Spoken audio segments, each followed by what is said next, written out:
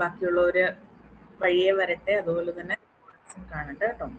നമ്മൾ ഇന്ന് ഡിസ്കസ് ചെയ്യാൻ പോകുന്നത് സെൻട്രൽ സ്റ്റേറ്റ് റിലേഷൻസ് എന്നുള്ളൊരു ഭാഗമാണ്. അതായത് module 4 federalism and issues in central state relations എന്ന് പറഞ്ഞൊരു ടോപ്പിക്. ഇത് ഞാനൊരു 4 PDF-കളായിട്ടാണ് അറേഞ്ച് ചെയ്തിരിക്കുന്നത്. ബേസിക് ആയിട്ടുള്ള കാര്യങ്ങളെല്ലാം ഓരോരോ ടോപ്പിക്കുകളും 4 PDF-കളായിട്ടാണ് അറേഞ്ച് ചെയ്തിരിക്കുന്നത്. സോ നമുക്കിതിൻ്റെ ഇൻട്രൊഡക്ഷൻ ആദ്യമേ പറഞ്ഞ് തുടങ്ങാം. എങ്ങനെയാണ് സെൻട്രൽ സ്റ്റേറ്റ് റിലേഷൻസ് അല്ലെങ്കിൽ സ്റ്റേറ്റ് ഹുഡുമായി റിലേറ്റഡ് ആയിട്ടുള്ള കാര്യങ്ങളിൽ എന്തൊക്കെ ഇഷ്യൂസ് ആണ് കോമൺലി വന്നിട്ടുള്ളത്, ആ ഒരു കാര്യത്തിൽ നിന്നാണ് നമ്മൾ സ്റ്റാർട്ട് ചെയ്യുന്നത് കേട്ടോ. ഇതിൽ കുറേ കാര്യങ്ങളൊക്കെ നമ്മൾ ഓൾറെഡി പറഞ്ഞിട്ടുള്ളതാണ്. എന്നിരുന്നാലും നമ്മൾ ഒന്നുകൂടി ഡിസ്കസ് ചെയ്യുകയാണ് ഈ ഒരു മൊഡ്യൂളിനെ അനുസരിച്ചിട്ട്. ഓക്കെ, നമുക്ക് സ്റ്റാർട്ട് ചെയ്താലോ? ഓക്കെ ആണല്ലോ അല്ലേ? സ്ക്രീൻ വിസിബിൾ ആണല്ലോ? സ്ക്രീൻ ഓക്കെ ആണല്ലോ? ഓക്കെ. അപ്പോൾ നമ്മുടെ ഈ സെൻട്രൽ സ്റ്റേറ്റ് റിലേഷൻസിന്റെ കാര്യം പറയുമ്പോഴേക്കും ആദ്യമായിട്ട് പറയുന്നത് ലാംഗ്വേജിന്റെ അടിസ്ഥാനത്തിൽ അല്ലെങ്കിൽ ഒരു സെപ്പറേറ്റ് സ്റ്റേറ്റ് ഹുഡ് എന്നുള്ള ഒരു കോൺസെപ്റ്റിന്റെ ഡിമാൻഡ് ആണ്. അപ്പോൾ ഇന്ത്യയിലെ പല സ്റ്റേറ്റുകളും അല്ലെങ്കിൽ പല പ്രദേശങ്ങളും തങ്ങൾക്ക് സ്വന്തമായിട്ട് സ്റ്റേറ്റ് ഹുഡ് വേണം എന്നുള്ളൊരു ആവശ്യം ഇൻഡിപെൻഡൻസോട് കൂടി തന്നെ മുന്നോട്ട് കൊണ്ടുവരുന്നുണ്ട്. അപ്പോൾ റിലീജിയന്റെ അടിസ്ഥാനത്തില്, കൾച്ചറിന്റെ അടിസ്ഥാനത്തില്, എത്തിനിസിറ്റിയുടെ അടിസ്ഥാനത്തില്, ലാംഗ്വേജിന്റെ അടിസ്ഥാനത്തിലൊക്കെ ഇത്തരത്തിലൊരു സെപ്പറേറ്റ് സ്റ്റേറ്റ് ഹുഡിനെ കുറിച്ചുള്ള ഒരു ഡിമാൻഡ് ആദ്യം 1947 മുതലേ എക്സിസ്റ്റ് ചെയ്തു വന്നിരുന്നു. പക്ഷേ ആദ്യ കാലഘട്ടങ്ങളിലൊക്കെ തന്നെ ഇത്തരത്തിലുള്ള ഡിമാൻഡുകൾക്ക് അനുസൃതമായിട്ട് ചർച്ചകളൊക്കെ നടത്തിയെങ്കിൽ പോലും അവരെല്ലാവരും മുന്നോട്ട് വെച്ച ആശയം ലാംഗ്വേജിനേക്കാൾ ഉപരിയായി അല്ലെങ്കിൽ റിലീജിയനേക്കാൾ ഉപരിയായി അഡ്മിനിസ്ട്രേറ്റീവ് കൺവീനിയൻസിനായിരിക്കണം ഇമ്പോർട്ടൻസ് കൊടുക്കേണ്ടത്. അതുകൊണ്ട് തന്നെ സ്റ്റേറ്റുകളെ ഫോം ചെയ്യുമ്പോൾ അല്ലെങ്കിൽ സ്റ്റേറ്റുകളെ പല പല സ്റ്റേറ്റുകളായിട്ട് ഫോം ചെയ്യുന്ന സമയത്ത് കൂടുതലും പ്രയോറിറ്റി കൊടുക്കേണ്ടത് അഡ്മിനിസ്ട്രേറ്റീവ് കൺവീനിയൻസിനായിരിക്കണം എന്നുള്ളതായിരുന്നു നമ്മുടെ ലീഡേഴ്സ് മുന്നോട്ട് വെച്ച ആശയം. സോ അതുകൊണ്ട് തന്നെ ആദ്യ കാലഘട്ടങ്ങളിൽ ആ ഒരു ക്രൈറ്റീരിയ അനുസരിച്ചിട്ട് തന്നെയാണ് സ്റ്റേറ്റുകൾ ഫോം ചെയ്തിരുന്നത്. എന്നാൽ നിരന്തരമായിട്ടുള്ള ആവശ്യങ്ങൾ വന്നതിനാൽ പിന്നീട് ലാംഗ്വേജിന്റെ അടിസ്ഥാനത്തിൽ സ്റ്റേറ്റുകളെ ഫോം ചെയ്യണമോ എന്നുള്ള ഒരു ചിന്ത ഉണ്ടാവുകയും അതിനെക്കുറിച്ച് പഠിക്കുന്നതിനായിട്ട് വിവിധ കമ്മിറ്റികളെ കൊണ്ടുവരികയും ചെയ്തിട്ടുണ്ട്. ആ കമ്മിറ്റികളെ കുറിച്ച് നമ്മൾ അടുത്ത PDF-ലായിരിക്കും കേട്ടോ പഠിക്കുക. സോ ഇത്തരത്തിൽ പല രീതിയിലുള്ള ഈ സ്റ്റേറ്റ് ഫോർമേഷനെ കുറിച്ചുള്ള ഡിസ്കഷനൊക്കെ ഉണ്ടായ സമയത്ത് ഏറ്റവും പ്രധാനപ്പെട്ട ഒരു ഇൻസിഡന്റ് നടക്കുന്നത് 1950s-ലാണ്. ശരിക്കും പറഞ്ഞു കഴിഞ്ഞാൽ 1953-ല് നമ്മുടെ ആന്ധ്രാപ്രദേശിൽ നിന്നുള്ള പോറ്റി ശ്രീരാമലു എന്ന് പറയുന്ന വ്യക്തി എന്ത് ചെയ്തു, ഒരു 56 days നിരാഹാര സത്യാഗ്രഹം ഇരിക്കുകയും ലാംഗ്വേജിന്റെ അടിസ്ഥാനത്തിലും സ്റ്റേറ്റ് ഫോം ചെയ്യണം എന്നുള്ളൊരു ആവശ്യം മുന്നോട്ട് വെക്കുകയും ചെയ്യും. അപ്പോഴേക്കും 56-ാമത്തെ ദിവസം ആകുമ്പോഴേക്കും അദ്ദേഹം മരിച്ചു പോകുന്നുണ്ട്. സോ എന്ത് ചെയ്തു, നമ്മുടെ ഗവൺമെന്റ്, നാഷണൽ ഗവൺമെന്റ് പാർലമെന്റിന്റെ ഡിസ്കഷനും ഒക്കെ ആയിട്ട് നടത്തി എന്ത് ചെയ്തു, ആന്ധ്രാപ്രദേശിനെ ഫസ്റ്റ് സ്റ്റേറ്റ് ആയിട്ട് ലാംഗ്വേജിന്റെ അടിസ്ഥാനത്തിൽ ഫോം ചെയ്യുന്ന ഫസ്റ്റ് സ്റ്റേറ്റ് ആയിട്ട് നമ്മുടെ ഗവൺമെന്റ് ക്രിയേറ്റ് ചെയ്യുന്നുണ്ട്. സോ അങ്ങനെ 1953-ല് അപ്പോയിന്റ് ചെയ്തിട്ടുള്ള സ്റ്റേറ്റ് റീഓർഗനൈസേഷൻ കമ്മീഷന്റെ, ഫസൽ അലി നേതൃത്വത്തിലുള്ള സ്റ്റേറ്റ് റീഓർഗനൈസേഷൻ കമ്മീഷന്റെ റിപ്പോർട്ട് അനുസരിച്ചിട്ട് 1956-ല് 14 സ്റ്റേറ്റുകളും 6 യൂണിയൻ ടെറിട്ടറീസുമായിട്ടാണ് നമ്മുടെ ഇന്ത്യ ലാംഗ്വേജിന്റെ അടിസ്ഥാനത്തിൽ പിന്നീട് ഫോം ചെയ്യുന്നത്. ആ ഒരു പെർസ്പെക്റ്റീവിലാണ് നമ്മുടെ കേരളയൊക്കെ ഫോം ചെയ്യുന്നത്, മലയാളം സംസാരിക്കുന്ന ആളുകൾ എന്നുള്ള പെർസ്പെക്റ്റീവിലാണ് 1956 നവംബർ 1-ാം തീയതി കേരളമൊക്കെ ഫോം ചെയ്യുന്നത്. സോ ഇതിന്റെ ഒരു അടിസ്ഥാനത്തിൽ അല്ലെങ്കിൽ ലാംഗ്വേജിന്റെ അടിസ്ഥാനത്തിൽ ഇത്തരത്തിലുള്ള ഒരുപാട് ആവശ്യങ്ങൾ ഉണ്ടായി വന്നിട്ടുണ്ട്. ഇനി ഇതിന് ശേഷം ഇങ്ങനെയാണ് നമ്മുടെ 1956-ലെ ഇന്ത്യയുടെ ഒരു സ്റ്റേറ്റസ് എന്ന് പറയുന്നത്. നിങ്ങൾ ജസ്റ്റ് ഒന്ന് നോക്കിയാൽ മതി. നമ്മൾ ഇന്ന് കാണുന്ന രീതിയിലല്ല, 14 സ്റ്റേറ്റുകളും 6 യൂണിയൻ ടെറിട്ടറീസുമായിട്ടായിരുന്നു എക്സിസ്റ്റ് ചെയ്യുന്നുണ്ടാവുന്നത്. പിന്നീടും ഈ പറയുന്ന ലാംഗ്വേജിന്റെ അടിസ്ഥാനത്തിൽ സ്റ്റേറ്റുകൾ ഫോം ചെയ്യണം എന്നുള്ള നിരന്തരമായിട്ടുള്ള ആവശ്യങ്ങളുടെ അടിസ്ഥാനത്തിൽ പിന്നീട് വന്നിട്ടുള്ള സ്റ്റേറ്റുകൾ, അവയുടെ വർഷങ്ങൾ. നിങ്ങൾ ഇത് നിർബന്ധമായിട്ടും പഠിച്ചിരിക്കണം. നോർമലി ചോദിക്കാറുള്ള ക്വസ്റ്റ്യൻസ് ആണ്. അപ്പം പല പല സ്റ്റേറ്റുകളിൽ നിന്ന് അല്ലെങ്കിൽ പല പല ഏരിയാസിൽ നിന്ന് ബൈഫർക്കേറ്റ് ഒക്കെ ചെയ്തിട്ടുള്ള സ്റ്റേറ്റുകളുടെ ഫോർമേഷനെ കുറിച്ചാണ് നമ്മൾ പറയാൻ പോകുന്നത്. സോ 1960 മഹാരാഷ്ട്രയും ഗുജറാത്തും ബോംബെ സ്റ്റേറ്റിൽ നിന്നും സ്പ്ലിറ്റ് ചെയ്യുന്നു. അതുവരെ 1960 വരെ ബോംബെ എന്ന് പറയുന്ന ഒരു സ്റ്റേറ്റ് ആയിരുന്നു. അതിൽ നിന്നും മഹാരാഷ്ട്ര, ഗുജറാത്ത് രണ്ട് സ്റ്റേറ്റുകൾ ഫോം ചെയ്യുന്നു. പിന്നെ 1963 ആസാമിൽ നിന്നും നാഗാലാൻഡിനെ ഫോം ചെയ്യുന്നു. 1966 പഞ്ചാബിൽ നിന്നും ഹരിയാന, ഹിമാചൽ പ്രദേശ് എന്നിങ്ങനെ രണ്ട് പുതിയ സ്റ്റേറ്റുകളുടെ ഫോം ചെയ്യുന്നു.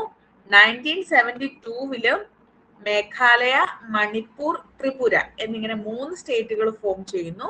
1975 സിക്കിമിനെ ഫോം ചെയ്യുന്നു.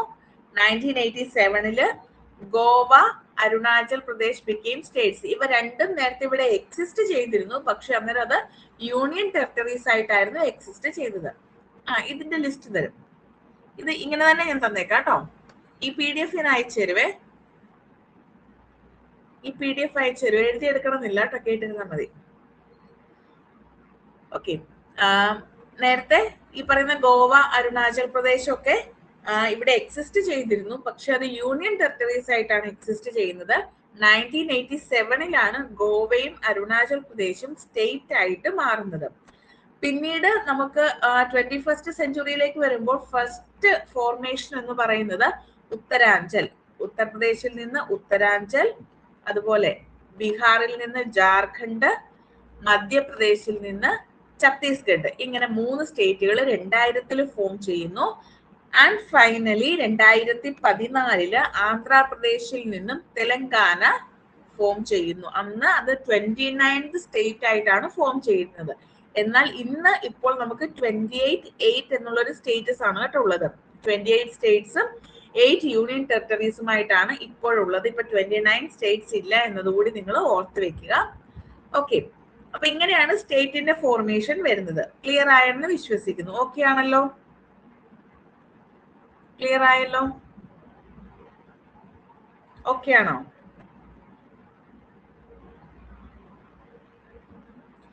ഓക്കെ. ഇനി ഇപ്പോഴും നിലനിൽക്കുന്ന കുറച്ച് ഡിമാൻഡ്സുകൾ, അതായത് പുതിയ സ്റ്റേറ്റുകൾ വേണം എന്നുള്ള ഡിമാൻഡുകൾ പല സ്ഥലങ്ങളിൽ നിന്നും വരുന്നുണ്ട്. അപ്പോ അത്തരത്തിലുള്ള ഡിമാൻഡ്സ് എവിടെ നിന്നൊക്കെയാണ് വരുന്നത് നമുക്ക് നോക്കാം. ഒന്നാമത്തേത് വിദർഭയാണ്. വിദർഭ എന്ന് പറയുന്നത് ഈ പറയുന്ന അമരാവതി, നാഗ്പൂർ ഡിവിഷൻസ് ഒക്കെ, അതായത് ഈസ്റ്റേൺ മഹാരാഷ്ട്രയുടെ ഭാഗങ്ങളെ കംപ്രൈസ് ചെയ്തുകൊണ്ട് വിദർഭ എന്നൊരു സ്റ്റേറ്റ് വരണം എന്നുള്ളതാണ് ഡിമാൻഡ് ആയിട്ട് പറയുന്നത്. എന്നാൽ ഇത് വളരെ റീസെന്റ് ആയിട്ട് വന്ന ഡിമാൻഡ് അല്ല. സ്റ്റേറ്റ് ഫോർമേഷൻ, അതായത് ലാംഗ്വേജിന്റെ അടിസ്ഥാനത്തിൽ ഫസ്റ്റ്ലി സ്റ്റേറ്റ് ഫോം ചെയ്ത സമയത്ത് തന്നെ വിദർഭ ഒരു പുതിയ അല്ലെങ്കിൽ ഒരു സ്റ്റേറ്റ്ഹുഡ്, ഓട്ടോണമസ് സ്റ്റേറ്റ് ആയിട്ട് തന്നെ ഫോം ചെയ്യണം എന്നുള്ളൊരു റെക്കമെൻഡേഷൻ സ്റ്റേറ്റ് റീഓർഗനൈസേഷൻ ആക്ടിൽ കൊണ്ടുവന്നിട്ടുണ്ടായിരുന്നു. എന്നാൽ അത് നാഗ്പൂർ ക്യാപിറ്റൽ ആയിട്ട് വരുന്ന വിദർഭ സ്റ്റേറ്റ് ഫോം ചെയ്യണം എന്നുള്ളതായിരുന്നു അന്ന് പറഞ്ഞിരുന്നത്. പക്ഷെ അതിന് പകരമായിട്ടാണ് 1960 May 1 മഹാരാഷ്ട്ര സ്റ്റേറ്റ് ഫോം ചെയ്യുന്നത്.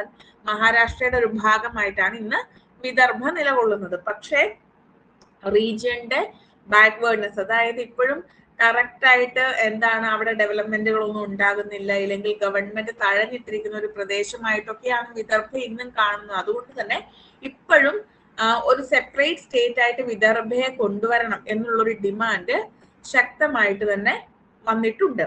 രണ്ടാമതായിട്ട് പറഞ്ഞ ഡൽഹിയാണ്. ഡൽഹി ഓൾറെഡി എന്താ യൂണിയൻ ടെറിട്ടറി ആണ് അല്ലെ.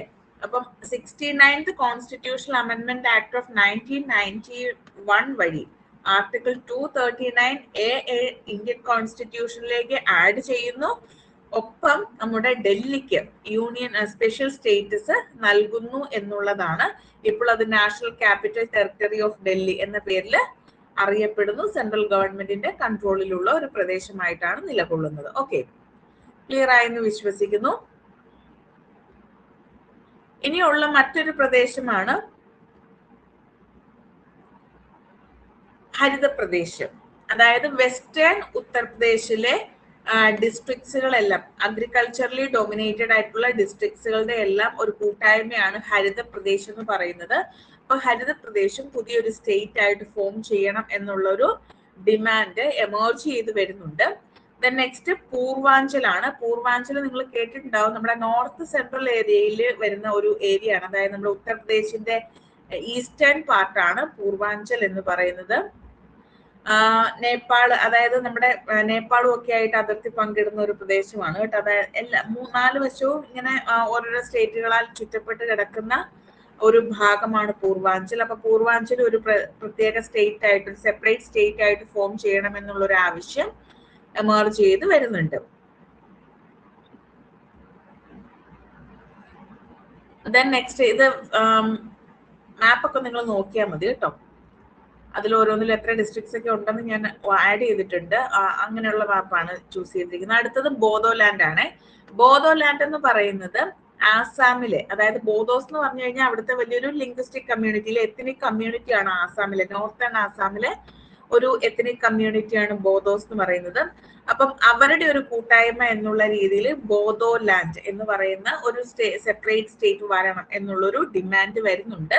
അപ്പൊ ഇത്തരത്തിലുള്ള കണ്ടിന്യൂസ് ആയിട്ടുള്ള ഒരു ഡിമാൻഡിലൂടെ 2003 ഗവൺമെന്റ് ഓഫ് ഇന്ത്യയും അതുപോലെ ആസാം സ്റ്റേറ്റ് ഗവൺമെന്റും ബോഡോ ലിബറേഷൻ ടൈഗർ ഫോഴ്സും കൂടി എന്താണ് ഇവരൊക്കെ തമ്മിൽ ഒരു സെപ്പറേറ്റ് അജിറ്റേഷൻ ഒക്കെ കണ്ടക്ട് ചെയ്യുന്നുണ്ട്. കാരണം അവർക്ക് ഒരു സെപ്പറേറ്റ് സ്റ്റേറ്റ്ഹുഡ് എന്നുള്ള രീതിയിൽ അതിന്റെ ഭാഗമായിട്ട് ബോഡോലാൻഡ് ടെറിട്ടോറിയൽ കൗൺസിലും ഫോം ചെയ്യുന്നുണ്ട്. ഇപ്പോഴും ബ്രേക്കിംഗ് ആണോ? ഇപ്പൊ ബ്രേക്ക് ഉണ്ടോ? ഇടയ്ക്ക് എല്ലാവർക്കും ബ്രേക്കിംഗ് ആണോ? പക്ഷെ ഇവിടെ ഇഷ്യൂസ് ഒന്നും കാണിച്ചില്ല കേട്ടോ. ഓക്കെ. അപ്പോ ബോഡോലാൻഡ് ടെറിട്ടോറിയൽ കൗൺസിൽ, ഇതൊന്നും നിങ്ങൾ ഓർത്ത് വെച്ചേക്കണം. ഏത് സ്റ്റേറ്റിന്റെ ഫോർമേഷൻ അല്ലെങ്കിൽ ഏത് സ്റ്റേറ്റ് വേണം എന്ന് പറഞ്ഞുകൊണ്ടാണ് ബോഡോലാൻഡ് ടെറിട്ടോറിയൽ കൗൺസിൽ ഫോം ചെയ്യുന്നത്. അത് ബോഡോലാൻഡ് ആണ് കേട്ടോ. നമുക്ക് ആസാമിൽ നിന്നാണ് കേട്ടോ ഫോം ചെയ്യാൻ ഉദ്ദേശിക്കുന്നത്. പിന്നെ ഇതാണ് ആ പ്രദേശങ്ങളൊക്കെ കേട്ടോ, നിങ്ങൾ ജസ്റ്റ് നോക്കിയാൽ മതി. ദെൻ നെക്സ്റ്റ് സൗരാഷ്ട്ര ആണ്. സൗരാഷ്ട്ര എന്ന് പറയുന്നത് നമ്മുടെ സൗരാഷ്ട്ര എന്ന് പറയുന്ന ആദ്യം മുതലേ ഈ പറയുന്ന ഒരു സ്റ്റേറ്റ് ഹുഡ് ഉണ്ടാക്കണം എന്ന് പറഞ്ഞൊരു ആവശ്യം മുന്നോട്ട് വെച്ചിരിക്കുന്ന ഒരു പ്രദേശമാണ്. അപ്പോ ഈ സൗരാഷ്ട്ര എന്ന് പറയുന്നത് ഇത്തരത്തില് എന്താണ് ഒരു സെപ്പറേറ്റ് സ്റ്റേറ്റ് ഹുഡ് വേണം എന്ന് പറയുന്ന ഒരു പ്രദേശമാണ്. അതുപോലെ ഗൂർഖാലാൻഡ്, അത് നിങ്ങൾ പഠിച്ചിട്ടുണ്ടാവും. ഗൂർഖാലാൻഡ് എന്ന് പറയുന്നത് അതും ഇങ്ങനെ ഇത്തരത്തിലൊരു സെപ്പറേറ്റ് സ്റ്റേറ്റ് വേണം എന്ന് പറയുന്ന ഒരു ഇതാണ്. അപ്പൊ നിങ്ങൾ പഠിക്കേണ്ടത് ഇതിന്റെ പേരുകളാണ് കേട്ടോ. അതായത് ഏതൊക്കെയാണ് പുതിയതായിട്ട് സെപ്പറേറ്റ് സ്റ്റേറ്റ് വേണം എന്ന ഡിമാൻഡ് വെച്ചിരിക്കുന്ന പ്രദേശങ്ങൾ എന്നുള്ള രീതിയിലായിരിക്കണം നിങ്ങൾ ഇത് പഠിക്കേണ്ടത്. ഓക്കെ ആണോ? ക്ലിയർ ആയോ? ഞാൻ ഒരുപാട് ഡീറ്റെയിൽ ചെയ്ത് കൊടുത്തിട്ടില്ല, നിങ്ങൾക്ക് പഠിക്കേണ്ടത് മാത്രമേ ഇൻക്ലൂഡ് ചെയ്തിട്ടുള്ളൂ കേട്ടോ. നിങ്ങൾ ഒരുപാട് ബുദ്ധിമുട്ടിക്കുന്നില്ല. ഓക്കെ ആണല്ലോ അല്ലെ? ക്ലിയർ ആയോ? പേരുകൾ പഠിച്ചു വെക്കുക കേട്ടോ. ഇത് ഞാനൊരു ടേബിൾ വരച്ചിട്ടുള്ള ഒരു PDF കൂടെ നിങ്ങൾക്ക് തരാം. അപ്പൊ കുറച്ചുകൂടെ സിമ്പിൾ ആയിട്ട് പഠിക്കാൻ പറ്റുമേ. ഇതിപ്പോ കുറച്ച് ഡീറ്റെയിൽ ചെയ്ത് പറയുന്നുണ്ട്, ഇത് വായിക്കുക. എന്നിട്ട് ഞാൻ ആ തരുന്ന നോട്ടുകൂടെ ഉപയോഗിച്ച് പഠിച്ചാൽ മതിയേ. ഇപ്പോഴും ബ്രേക്ക് ആണോ? ഓക്കെ ആയോ? ഓക്കെ, എന്തെങ്കിലും ഇഷ്യൂ ഉണ്ടെ പറയണേ. ഓക്കെ,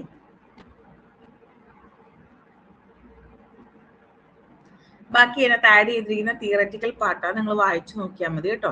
ഇത് ക്ലിയർ ആയോ? എങ്ങനെയാണ് ഇഷ്യൂസ് വരുന്നത്, ഏതൊക്കെ സ്റ്റേറ്റുകൾ ഏതൊക്കെ ഇയറിലാണ് ഫോം ചെയ്തത് എന്നുള്ളത് ഓക്കെ ആണല്ലോ? ഈ PDF കാര്യങ്ങൾ ഓക്കെ ആയോ? ഇതിനകത്ത് കുറച്ച് കാര്യങ്ങളൂടെ ഞാൻ ആഡ് ചെയ്തിട്ടുണ്ട്, നിങ്ങളുടെ എക്സ്ട്രാ റീഡിങ്ങിന് വേണ്ടിയിട്ട് ആഡ് ചെയ്തതാണ് കേട്ടോ. ഓക്കെ, അപ്പൊ ഞാൻ അടുത്ത PDF എടുക്കാം.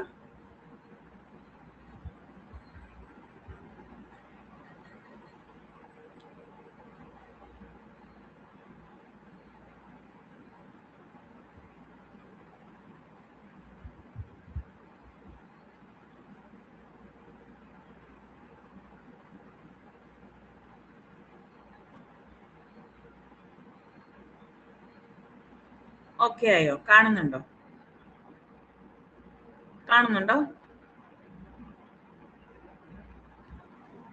സ്ക്രീൻ ഓക്കെ ആണോ?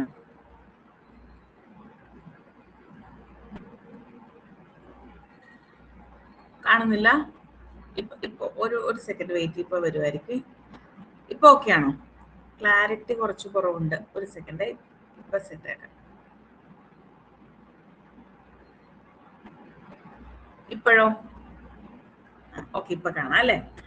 അപ്പോ നമ്മൾ പറഞ്ഞു ലിംഗ്വിസ്റ്റിക് റീഓർഗനൈസേഷൻ ഓഫ് സ്റ്റേറ്റ്സ് ഏതൊക്കെ വർഷങ്ങളിലാണ് ഓരോ സ്റ്റേറ്റുകളും ഫോം ചെയ്തിട്ടുള്ളത്. ആദ്യമേ ഞാൻ നിങ്ങളോട് പറഞ്ഞിട്ടുണ്ടായിരുന്നു 14 സ്റ്റേറ്റുകൾ 1956 ആ 14 എണ്ണത്തിന്റെ പേര് നിങ്ങൾ പഠിക്കണം എന്നില്ല, ബാക്കി ഫോം ചെയ്തിട്ടുള്ള സ്റ്റേറ്റുകളുടെ പേരുകളാണ് നിങ്ങൾ പഠിക്കേണ്ടത്, അതിന്റെ വർഷവും എന്ന് പറഞ്ഞു. അതാണ് നമ്മളിപ്പോ ഡിസ്കസ് ചെയ്തത്. ഇനി നമ്മൾ പറയാൻ പോകുന്നത് ഇത്തരത്തിൽ ബാക്കി നമ്മിതൊക്കെ കാണാവോ?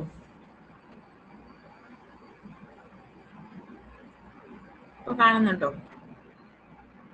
ഓക്കെ. എന്നാൽ ഈ ലിംഗ്വിസ്റ്റിക് റീഓർഗനൈസേഷൻ നടത്തുന്നതിന് മുൻപ് അതിലേക്ക് കാരണമായിട്ടുള്ള കുറച്ച് കമ്മിറ്റികളും കാര്യങ്ങളും ഒക്കെ ഉണ്ട്. അപ്പൊ അതെന്തൊക്കെയാണെന്ന് നമുക്ക് നോക്കാം.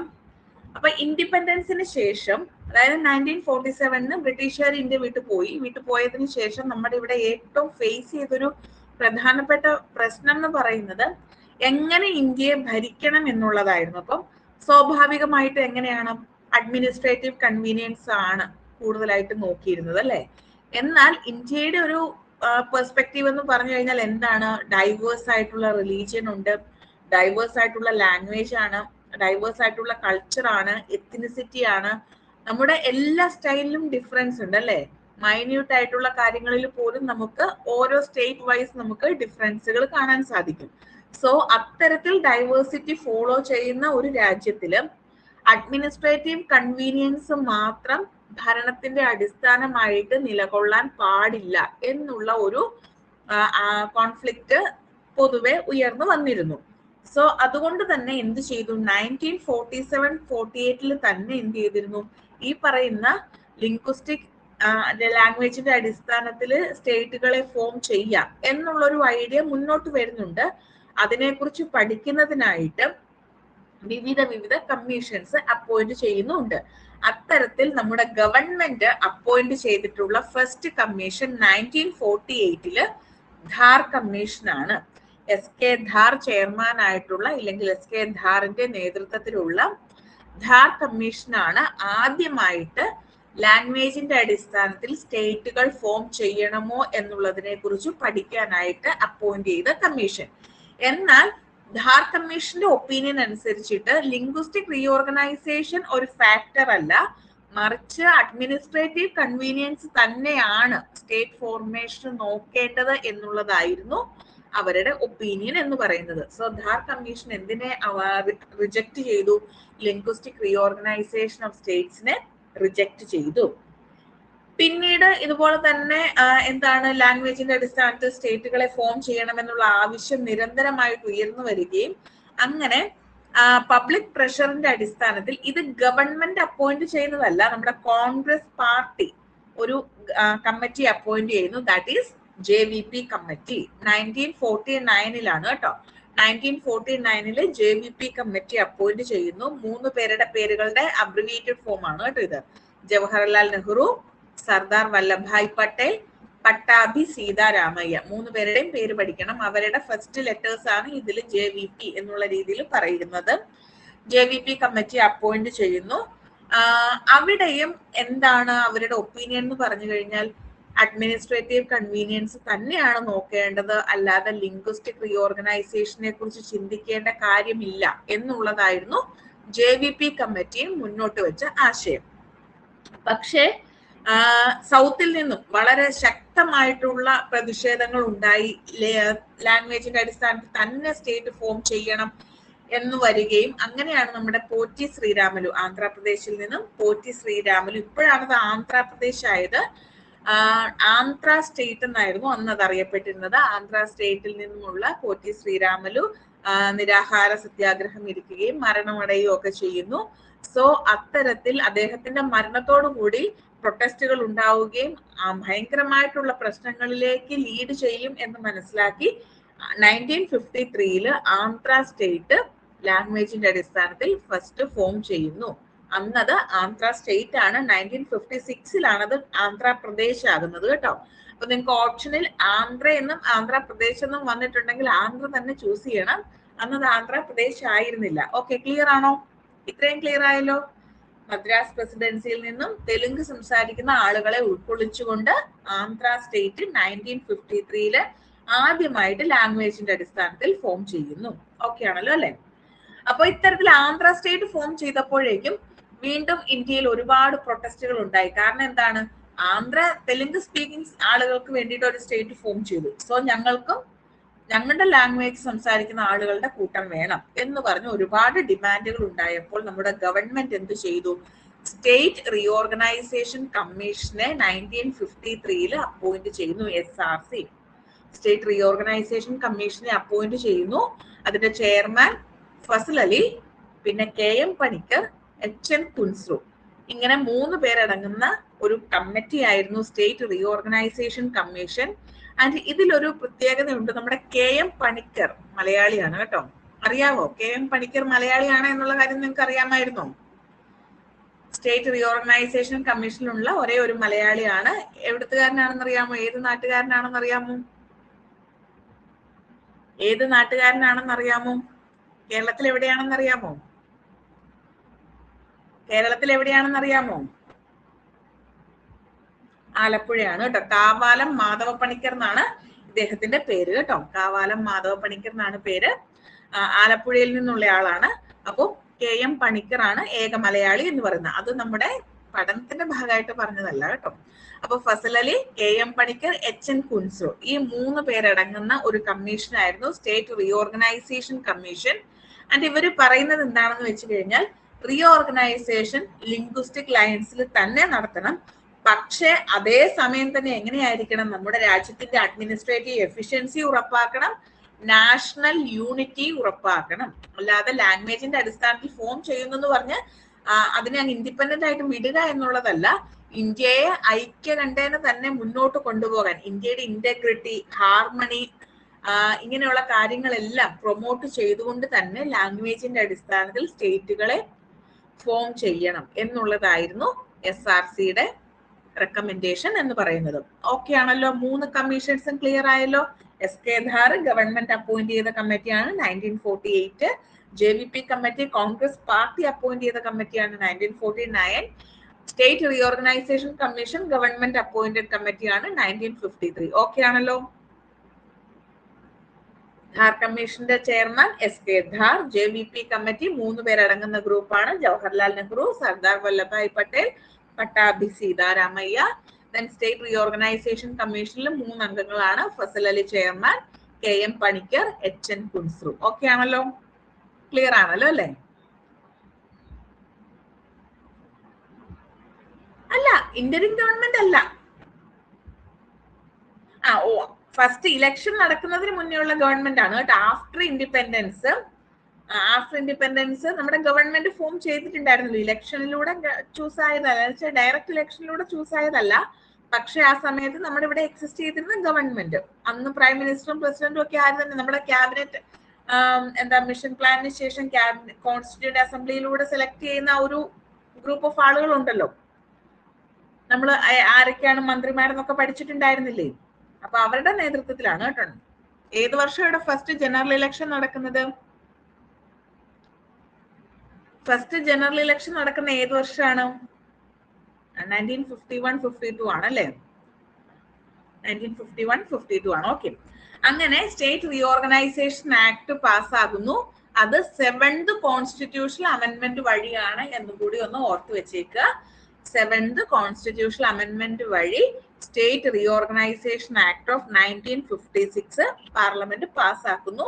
അതിൽ പറഞ്ഞിരിക്കുന്ന കാര്യങ്ങൾ എന്താണ്? നമ്മുടെ സ്റ്റേറ്റ് റീഓർഗനൈസേഷൻ കമ്മീഷന്റെ റെക്കമെൻഡേഷൻസ് ആണ് സ്റ്റേറ്റ് റീഓർഗനൈസേഷന്റെ അടിസ്ഥാനം എന്ന് പറയുന്നത്. ഓക്കെ ആണല്ലോ അല്ലെ? അങ്ങനെ 1956 14 സ്റ്റേറ്റുകളും 6 യൂണിയൻ ടെറിട്ടറീസുമായിട്ട് ഇന്ത്യയെ മാറ്റുന്നുണ്ട്. കൂടുതലും ബൗണ്ടറീസ് എല്ലാം എങ്ങനെയാണ്? ലിംഗ്വിസ്റ്റിക് ബേസിസിൽ തന്നെയായിരുന്നു ഉണ്ടാക്കിയിരുന്നത്. ബാക്കി പറയുന്നതെല്ലാം നമ്മൾ ഓൾറെഡി പറഞ്ഞതാണ്. 1960 ഈ സ്റ്റേറ്റ് ഫോം ചെയ്ത് അതെല്ലാം നമ്മൾ ഓൾറെഡി ഇപ്പൊ തന്നെ ഡിസ്കസ് ചെയ്തതാണ്. ബാക്കി നിങ്ങൾ വായിച്ചു നോക്കുക. ഇത് ഓക്കെയാണോ? കമ്മിറ്റികൾ ഓക്കെയാണോ? ഇതെല്ലാം ഇമ്പോർട്ടന്റ് ആണ്, അതുകൊണ്ടാണ് ഞാൻ സെപ്പറേറ്റ് PDF-ൽ ഉൾക്കൊള്ളിച്ചത്. ഓക്കെ ആണല്ലോ അല്ലെ? ഇനി സെൻട്രൽ സ്റ്റേറ്റ് റിലേഷൻസുമായി ബന്ധപ്പെട്ടിട്ട് കുറച്ച് കമ്മിറ്റീസ് ഉണ്ട്, അതിനെ കുറിച്ച് നമുക്ക് പഠിക്കാം.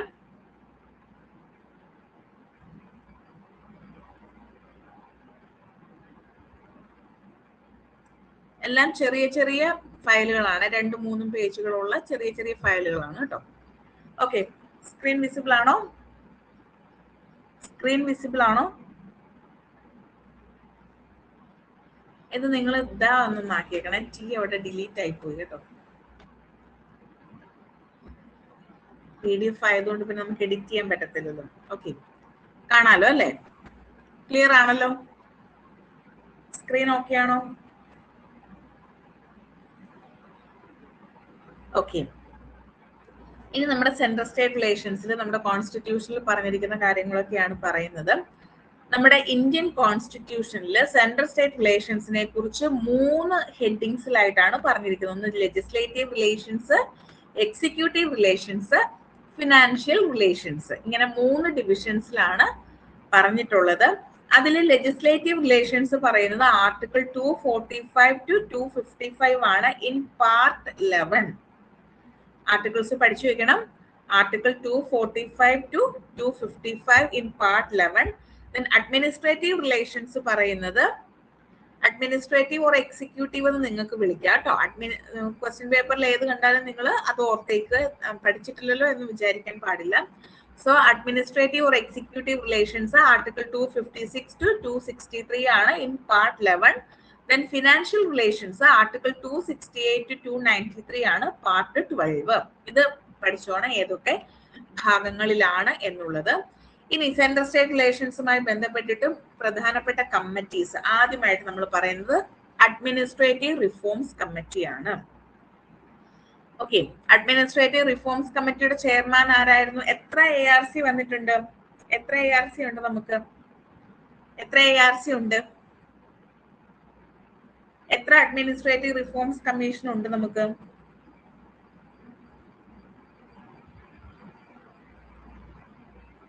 എത്ര എണ്ണം ഉണ്ട്?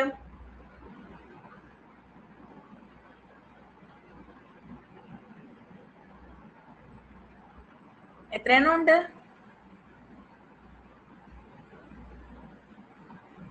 കേൾക്കുന്നില്ല. നമുക്ക് എത്ര അഡ്മിനിസ്ട്രേറ്റീവ് റിഫോംസ് കമ്മിറ്റി ഉണ്ട്? കമ്മീഷൻസ് ഉണ്ട്, 2 എണ്ണം ഉണ്ട് അല്ലെ? ഏതൊക്കെ വർഷങ്ങളിലാണ്? ഏതൊക്കെ വർഷങ്ങളിലാണ്?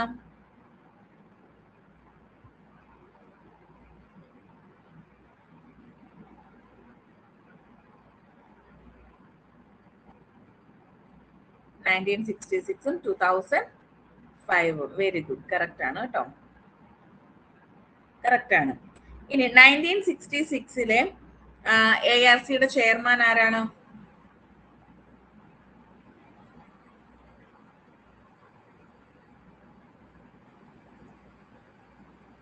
മൊറാർജി ദേശായി.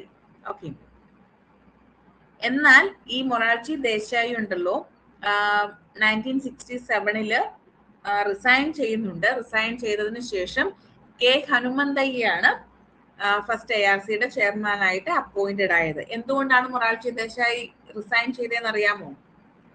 എന്തുകൊണ്ടാണ് മൊറാർജി ദേശായി റിസൈൻ ചെയ്തതെന്ന് അറിയാമോ?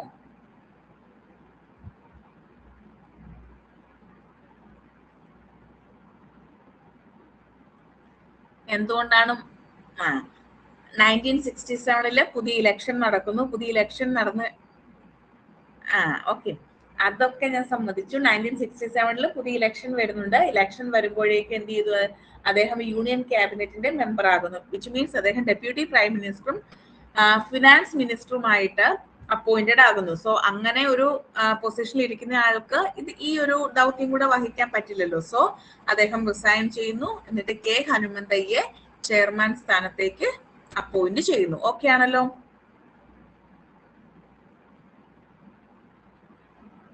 ക്ലിയർ ആയല്ലോ അല്ലേ?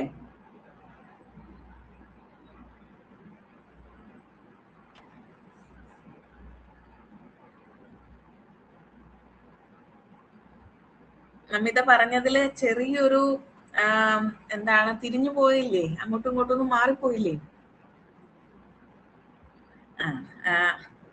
ഐഡിയ ഉണ്ടായിരുന്നു, പക്ഷെ എഴുതി വന്നപ്പോൾ മാറിപ്പോയത്. ഓക്കെ, കുഴപ്പമില്ല കേട്ടോ.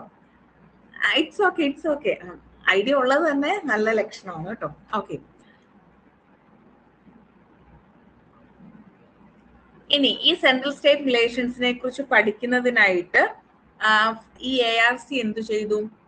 ഒരു സ്റ്റഡി ടീമിനെ അപ്പോയിന്റ് ചെയ്യുന്നുണ്ട്. ആ സ്റ്റഡി ടീമിന്റെ ക്യാപ്റ്റൻ ഇല്ലെങ്കിൽ അതിന്റെ ലീഡർ എന്ന് പറയുന്നത് MC സേത്തൽവാദ് ആണ്. അപ്പൊ അതൊന്ന് പഠിച്ചു വെച്ചേക്കുക. ഒരു സ്റ്റഡി ടീം, ഈ അദ്ദേഹത്തിന്റെ പേര് ഇതിനു മുന്നേ ചോദിച്ചിട്ടുണ്ട് കേട്ടോ. സോ ഒന്ന് ഓർത്ത് വെച്ചേക്കുക. ARC അപ്പോയിന്റ് ചെയ്യുന്ന സ്റ്റഡി ടീമിന്റെ ചെയർമാൻ എന്ന് പറയുന്നത് MC സേത്തൽവാദ് ആണ്. ഇനി ARC 22 റെക്കമെൻഡേഷൻസ് ആണ് സെൻട്രൽ സ്റ്റേറ്റ് റിലേഷൻസുമായി ബന്ധപ്പെട്ടിട്ട് വന്നിട്ടുള്ളത്. അതിൽ പ്രധാനപ്പെട്ട റെക്കമെൻഡേഷൻസ് മാത്രം നമുക്കൊന്ന് നോക്കാം. ആദ്യമായിട്ട് പറയുന്നത് establishment of an inter state council ആണ്. ആർട്ടിക്കിൾ 263 ഓഫ് ദി കോൺസ്റ്റിറ്റ്യൂഷൻ. ഒരു ഇന്റർ സ്റ്റേറ്റ് കൗൺസിൽ രൂപീകരിക്കണം എന്ന് പറയുന്നുണ്ട്. പിന്നെ സ്റ്റേറ്റിന് കൊടുക്കാവുന്നതിന്റെ മാക്സിമം പവേഴ്സ് ആർക്ക് തന്നെ കൊടുക്കണം? സ്റ്റേറ്റിന് തന്നെ കൊടുക്കണം. പിന്നെ സെന്ററിനെ കൂടുതൽ ഡിപ്പെൻഡ് ചെയ്യാതിരിക്കുന്നതിനായിട്ട് മോർ ഫിനാൻഷ്യൽ റിസോഴ്സസ് സ്റ്റേറ്റിന് കൊടുക്കണം എന്നൊക്കെയുള്ളതായിരുന്നു അവരുടെ പ്രധാനപ്പെട്ട റെക്കമെൻഡേഷൻസ് എന്ന് പറയുന്നത്. ഇതിൽ പഠിച്ചു വെക്കേണ്ടത് ഒന്ന്, ഈ ഇന്റർ സ്റ്റേറ്റ് കൗൺസിലിന്റെ ഫോർമേഷൻ ആണ് അണ്ടർ ആർട്ടിക്കിൾ 263 ഓഫ് കോൺസ്റ്റിറ്റ്യൂഷൻ എന്നത് ഓർത്ത് വെച്ചേക്കുക കേട്ടോ. ഇതാണ് ഫസ്റ്റ് ARC എന്ന് പറയുന്നത്. ഇനി അടുത്ത പ്രധാനപ്പെട്ട കാര്യം, ഇതൊക്കെ നിങ്ങൾ വായിച്ചു നോക്കുക, ബാക്കിയൊക്കെ നിങ്ങൾ വായിച്ചു നോക്കുക. രണ്ടാമത്തെ ഒരു കാര്യം ആനന്ദ്പൂർ സാഹിബ് റെസൊല്യൂഷൻ ആണ് 1973. അപ്പൊ ഇതിന്റെ ഒരു പ്രധാനപ്പെട്ട പോയിന്റ് അകാലിദൾ ആണ് ഈ റെസൊല്യൂഷൻ കൊണ്ടുവരുന്നത് എന്നുള്ളതാണ്. അകാലിദൾ എന്താ?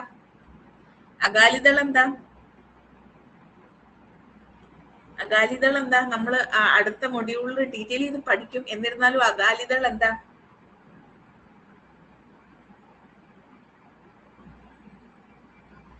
എന്ത് ടൈപ്പ് ഓഫ് പാർട്ടിയാ? എന്ത് ടൈപ്പ് ഓഫ് പാർട്ടിയാ?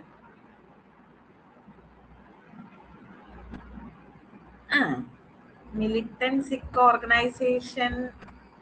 ഓക്കെ, ആക്ച്വലി ഇപ്പം അകാലിദളിന്റെ കേൾക്കുന്നില്ല? ഇപ്പോഴും കേൾക്കാൻ പറ്റുന്നില്ല?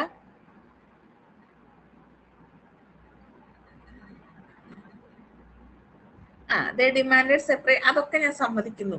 അകാലിദൾ എന്ത് ടൈപ്പ് ഓഫ് പാർട്ടിയാണ്? നമുക്ക് എന്തൊക്കെ ടൈപ്പ് ഓഫ് പാർട്ടീസ് ഉണ്ട്? ഏതൊക്കെയാ different type of parties? Means Congress, BJP അങ്ങനല്ല ഞാൻ ഉദ്ദേശിക്കുന്നത്. ക്ലാസിഫിക്കേഷൻ ഓഫ് പാർട്ടീസ് ഏതാ? നാഷണൽ പാർട്ടി ഉണ്ട്, സ്റ്റേറ്റ് പാർട്ടി ഉണ്ട്, പിന്നെ ഒരു പ്രധാനപ്പെട്ട ടൈപ്പ് പാർട്ടി ഇല്ലേ, അതെന്താ?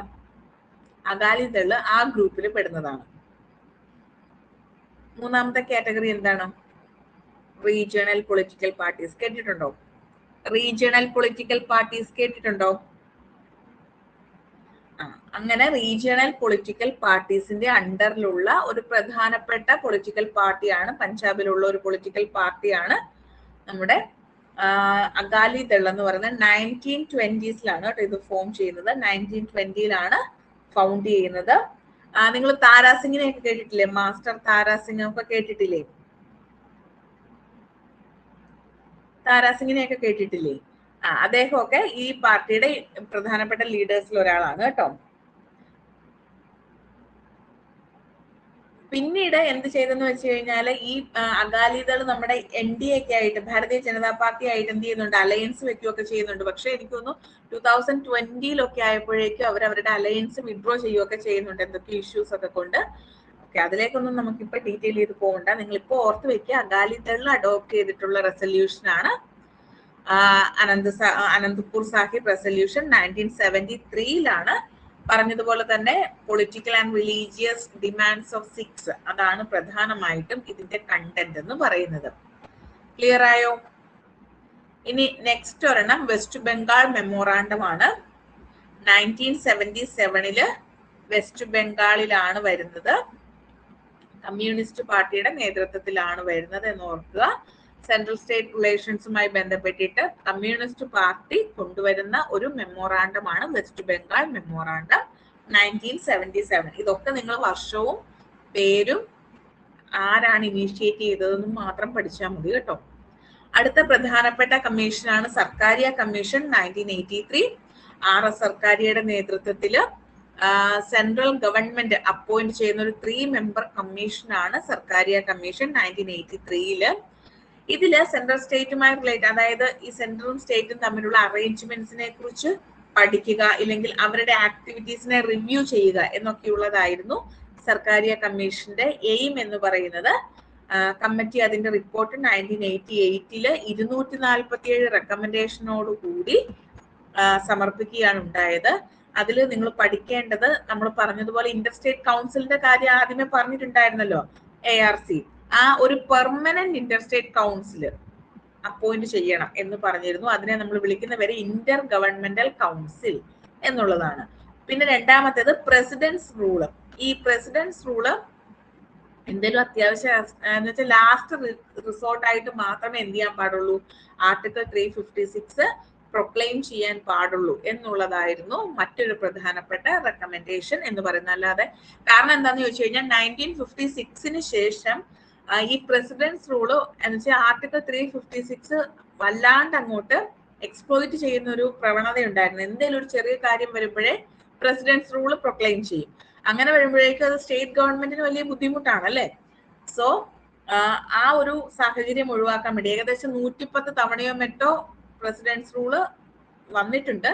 സോ അങ്ങനെയുള്ള ആ ഒരു ഇഷ്യൂ ഒഴിവാക്കുന്നതിന് വേണ്ടിയിട്ട് അത്രമാത്രം സാഹചര്യങ്ങൾ ഉണ്ടായാൽ മാത്രമേ പ്രസിഡന്റ്സ് റൂൾ അല്ലെങ്കിൽ ആർട്ടിക്കിൾ 356 പ്രൊക്ലെയിം ചെയ്യാൻ പാടുള്ളൂ എന്നുള്ളതായിരുന്നു മറ്റൊരു പ്രധാനപ്പെട്ട റെക്കമെൻഡേഷൻ ആയിട്ട് പറയുന്നത്.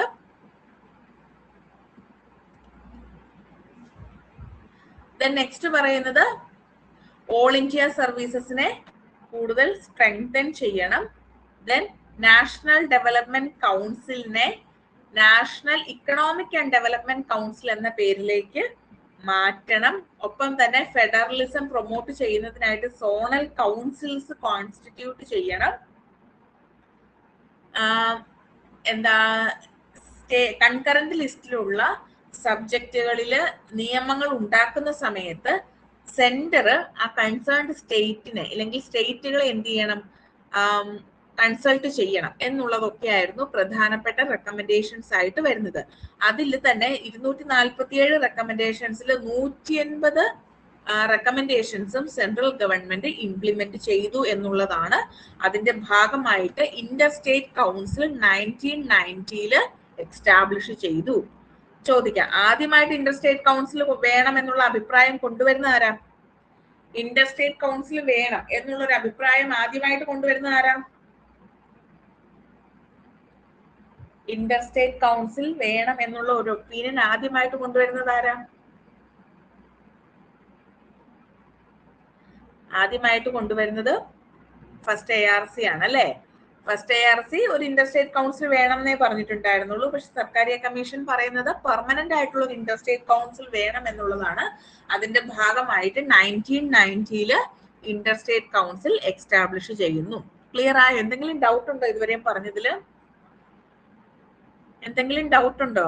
ARC, Anandpur Sahib resolution, west Bengal memorandum, Sarkaria commission, എന്തെങ്കിലും ഡൗട്ട് ഉണ്ടോ? ഇത്രയും ഭാഗങ്ങളിൽ എന്തെങ്കിലും ഡൗട്ട് ഉണ്ടോ? ഓക്കെ ആണോ?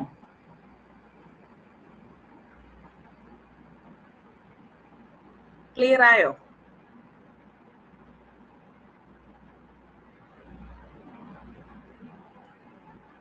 എന്നിട്ട് ഇപ്പോൾ ഓക്കെ ആയോ? നിങ്ങൾ അങ്ങനെ ഉണ്ടെങ്കിൽ പെട്ടെന്ന് എന്നോട് പറയണേ, ഇല്ലെങ്കിൽ എനിക്ക് മനസ്സിലാവില്ലല്ലോ. എനിക്കിപ്പോ ഇവിടെ കാണാൻ പറ്റുന്നുണ്ടായിരുന്നു, എനിക്ക് പ്രത്യേകിച്ച് ഇഷ്യൂസ് ഒന്നും ഫേസ് ചെയ്തിട്ടുണ്ടായിരുന്നില്ല, അതുകൊണ്ട് എനിക്ക് മനസ്സിലായില്ല കേട്ടോ. ഓക്കെ, ഞാനത് കാണിച്ചു തരാം. ഒന്നുകൂടെ കാണുന്നുണ്ടോ? ഇതാണോ റെക്കമെൻഡേഷൻസ് ഓഫ് സർക്കാരിയ കമ്മീഷൻ ആണോ? ഓക്കെ, അതിൽ 2 കാര്യങ്ങളാണ് പറയുന്നത്. ഒന്ന്, ഒരു പെർമനന്റ് ഇന്റർ സ്റ്റേറ്റ് കൗൺസിൽ വേണം, അതിന്റെ പേര് ഇന്റർ ഗവൺമെന്റൽ കൗൺസിൽ എന്നാക്കണം. പിന്നെ പ്രസിഡന്റ്സ് റൂൾ ചുമ്മാ ഒന്നും പ്രൊക്ലെയിം ചെയ്യാൻ പാടില്ല, അത്ര അടിയന്തരം, അതായത് ലാസ്റ്റ് റിസോർട്ട് എന്നുള്ള ഒരു രീതിയിൽ മാത്രമേ, ബാക്കി എല്ലാ ഓൾട്ടർനേറ്റീവ്സും ഫെയിൽ ആയെങ്കിൽ മാത്രമേ പ്രസിഡന്റ്സ് റൂൾ പ്രൊക്ലെയിം ചെയ്യാൻ പാടുള്ളൂ എന്നുള്ളതുമായിരുന്നു മറ്റൊരു റെക്കമെൻഡേഷൻ എന്ന് പറയുന്നത്. ഓക്കെ ആണോ? ക്ലിയർ ആയോ?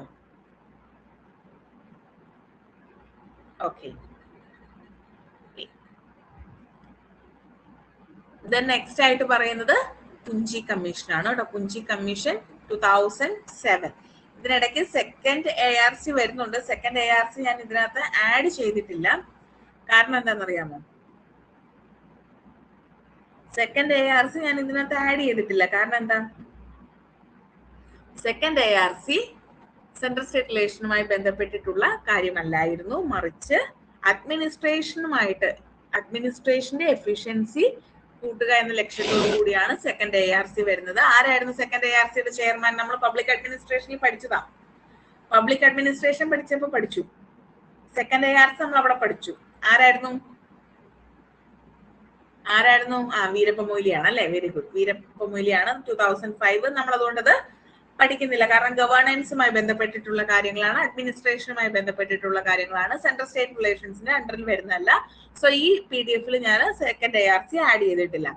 Then പുഞ്ചി commission 2007. പുഞ്ചി commission Madan Mohan പുഞ്ചിയുടെ നേതൃത്വത്തിലാണ് സെക്കൻഡ് ഈ പുഞ്ചി കമ്മീഷൻ വരുന്നത്. അത് സെൻട്രൽ സ്റ്റേറ്റ് റിലേഷൻസിന്റെ സെക്കൻഡ് കമ്മീഷൻ ആയിട്ട് വേണമെങ്കിൽ നമുക്ക് പറയാം. കമ്മീഷൻ റിപ്പോർട്ട് സബ്മിറ്റ് ചെയ്യുന്ന 2010 ഏകദേശം 310 റെക്കമെൻഡേഷൻസ് ആണ് അദ്ദേഹം സമർപ്പിച്ചിട്ടുണ്ടായിരുന്നത്. അതിൽ കൂടുതലായിട്ടും പറഞ്ഞിരിക്കുന്ന നമ്മുടെ ലിസ്റ്റ് 3 സബ്ജക്റ്റുകൾ ഉണ്ടല്ലോ, അതിന്റെ ഇഫക്റ്റീവ് ഇംപ്ലിമെന്റേഷൻ, അതുപോലെ തന്നെ സ്റ്റേറ്റ് ലെജിസ്ലേച്ചറിന് ഈ പറയുന്ന ഒരു 6 മാസം ആർട്ടിക്കിൾ 201. എന്താ ആർട്ടിക്കിൾ 201? ആർട്ടിക്കിൾ 201 എന്താ? ആർട്ടിക്കിൾ 201 എന്താ? നമ്മൾ പഠിച്ചതാ. എന്തായിരുന്നു ആർട്ടിക്കിൾ 201?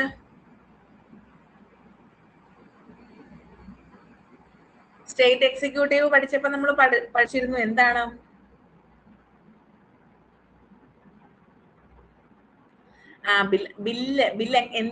ബില്ലിന്റെ എന്ത് നേച്ചറിനെ കുറിച്ച് അവിടെ പറയുന്നത്? ബില്ലുകളെ കുറിച്ച് നമ്മൾ കുറെ കാര്യങ്ങൾ പഠിച്ചില്ലേ? 201 എന്തായിരുന്നു പറയുന്നത്?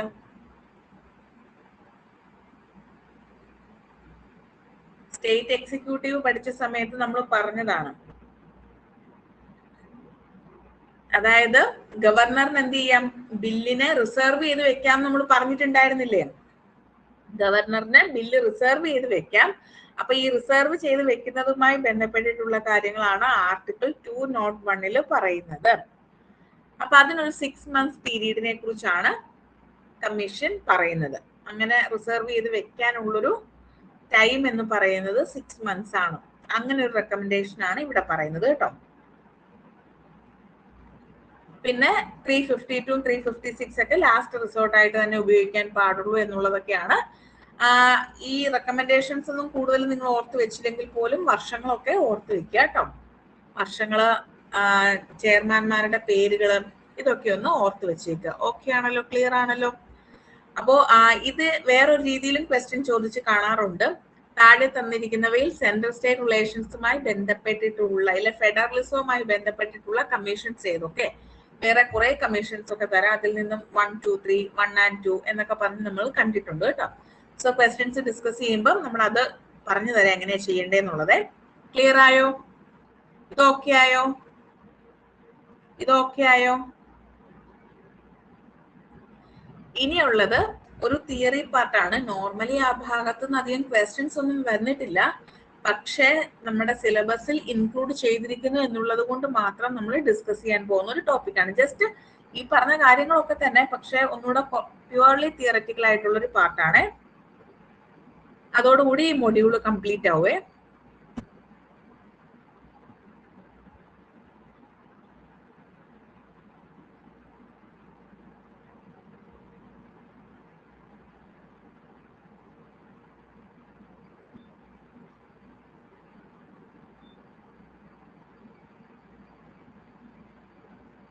സ്ക്രീൻ ഓക്കെ ആയോ?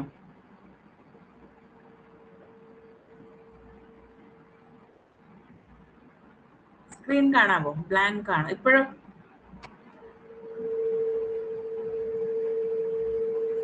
ഇപ്പോഴും കാണുന്നില്ല? ക്ലിയർ ആയിക്കോളും. സ്ക്രീൻ ഓക്കെ ആയോ? ഇപ്പൊ ഓക്കെ ആയോ? ഓക്കെ.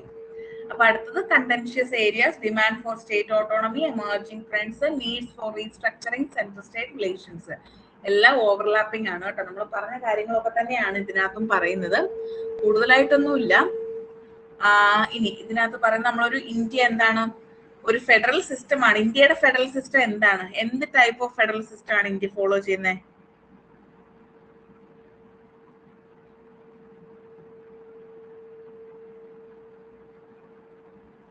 എന്ത് ടൈപ്പ് ഓഫ് ഫെഡറൽ സിസ്റ്റം ആണ്? ക്വാസി ഫെഡറൽ ആണ് അല്ലെ? ക്വാസി ഫെഡറൽ ആണ്.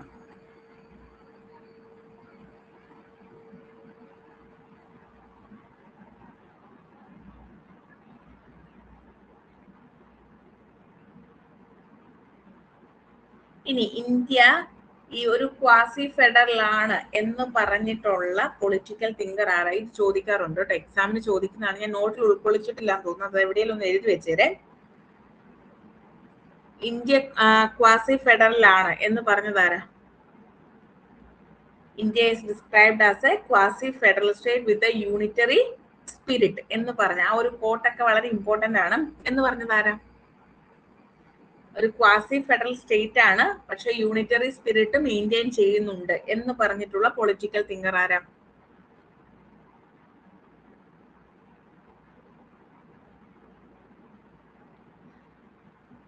KC വെയർ ആണ് കേട്ടോ. KC വെയർ ആണ് അങ്ങനെ പറഞ്ഞിരിക്കുന്നത്. ഇത് ഇതിനു മുന്നേ ചോദിച്ചിട്ടുണ്ട്. അവിടെ എവിടെയെങ്കിലും ഒന്ന് എഴുതി വെച്ചേരും, ഞാൻ ഇതിനുള്ളിൽ ഉൾക്കൊള്ളിക്കാൻ വിട്ടുപോയിരുന്നേ. സോ അതൊന്ന് ഓർത്ത് വെച്ചേക്കുക. ക്വാസി ഫെഡറൽ സ്റ്റേറ്റ് വിത്ത് യൂണിറ്ററി സ്പിരിറ്റ് എന്ന് പറഞ്ഞത് KC വെയർ ആണ്. സ്പെല്ലിംഗ് വേണോ?